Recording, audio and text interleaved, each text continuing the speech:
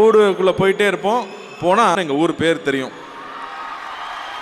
அந்த ஊர் பேர் தெரியும் போது ஒரு சந்தோஷம் வரும். அந்த சந்தோஷத்துக்கு இணையாக எதுவுமே கிடையாது. எங்கள் அப்ச்சி ஊருக்கு போகிறது ஒரு சொர்க்கம். மெட்ராஸ்குள்ளே தெருவிலேயே விளையாடிக்கிட்டு இருந்து இங்கே போனால் அடிவானத்தை பார்க்குறது. போனால் சித்தி பசங்க பெரியப்பா பசங்க எல்லாம் தூங்கிட்டு இருப்பாங்க. ஒரு 8 பேர் இருப்போம் மொத்தமாக. மேலே போய் விழுந்து எல்லாரையும் எழுப்புறது, எல்லாம் எந்திரிங்க வெளியில் போகலான்னு சொல்லி.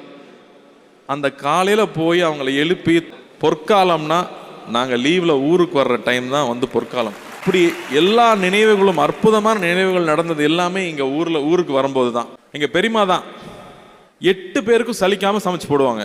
விறகடுப்பில் தான் சமைக்கணும். போதுமான்னு கேட்கவே மாட்டாங்க. எங்கள் பெரியமா சுத்தமாக குளித்து வேர்வை இல்லாமல் நான் பார்த்ததே கிடையாது. சமைப்பாங்க, குளிச்சுட்டு வருவாங்க, திரும்ப சமைப்பாங்க.